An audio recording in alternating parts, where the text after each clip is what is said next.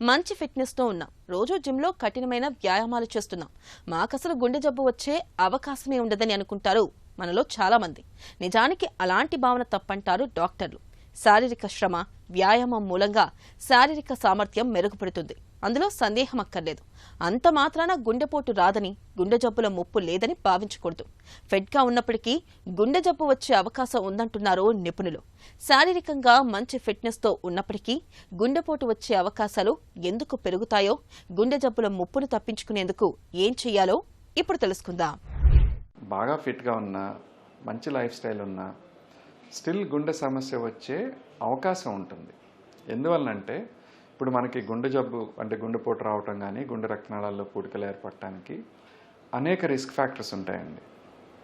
ఆ రిస్క్ ఫ్యాక్టర్స్లో ఏంటంటే కొన్ని మాడిఫైబుల్ రిస్క్ ఫ్యాక్టర్స్ అంటాం, అంటే మనం మార్చుకోగలిగే రిస్క్ ఫ్యాక్టర్స్.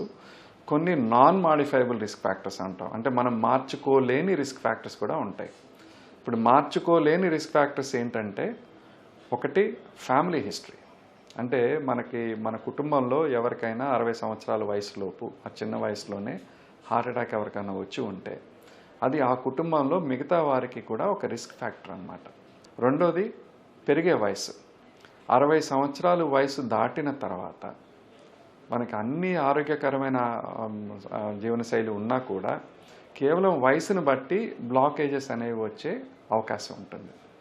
మూడోది పురుషులు స్త్రీలు కంపేర్ చేసి చూస్తే పురుషుల్లో జనరల్గా ఎస్పెషలీ తక్కువ వయసులో గుండె జబ్బులు వచ్చే అవకాశాలు కొంచెం ఎక్కువ ఉంటాయి. సో ఈ 3 రిస్క్ ఫ్యాక్టర్స్ ఉన్నాయనుకోండి, సో మనం అంతా ఫిట్గా ఉన్నా కానీ, అంతా పర్ఫెక్ట్గా లైఫ్ స్టైల్ ఉన్నా కానీ స్టిల్ వాళ్ళలో హార్ట్ సమస్యలు వచ్చే అవకాశం ఉంటుంది. అదేవిధంగా ఇప్పుడు కొన్ని మాడిఫైబుల్ రిస్క్ ఫ్యాక్టర్స్ ఉంటాయి. అంటే ఉదాహరణకి అంటే కొలెస్ట్రాల్ ఎక్కువ ఉందనుకోండి, కొలెస్ట్రాల్ ఎక్కువ ఉన్న వారిలో గుండె జబ్బులు వచ్చే అవకాశం ఉంటుంది. ఇప్పుడు చాలామంది ఏంటంటే నేను ఫిట్గా ఉన్నాను, ఎక్సర్సైజ్ చేస్తాను, నా కొలెస్ట్రాల్ నార్మల్గా ఉంటుంది అని అనుకుంటారు. కానీ అలా కాదండి. మన రక్తంలో ఉన్న కొలెస్ట్రాల్లో 1/4 మాత్రమే, అంటే 3వ వంతు మాత్రమే, 1/3 మాత్రమే మన లైఫ్ స్టైల్ని బట్టి, మనం తీసుకునే ఆహారాన్ని బట్టి ఉంటుంది. మిగతా 2/3 మన జెనెటిక్ ఫ్యాక్టర్స్ని బట్టి ఉంటుంది. సో ఈ విధంగా మనకి ఎవరైనా పర్ఫెక్ట్గా ఫిట్గా ఫిజికల్గా బయటికి ఫిట్గా కనిపిస్తున్నా కూడా ఇలాంటి ఇతర రిస్క్ ఫ్యాక్టర్స్ ఉంటే అవి కనుక మనం కనుక్కోలేకపోతే ఈ రిస్క్ ఫ్యాక్టర్స్ వలన కూడా మనకి గుండె జబ్బులు, గుండె సంబంధించిన సమస్యలు వచ్చే అవకాశం ఉంటుంది.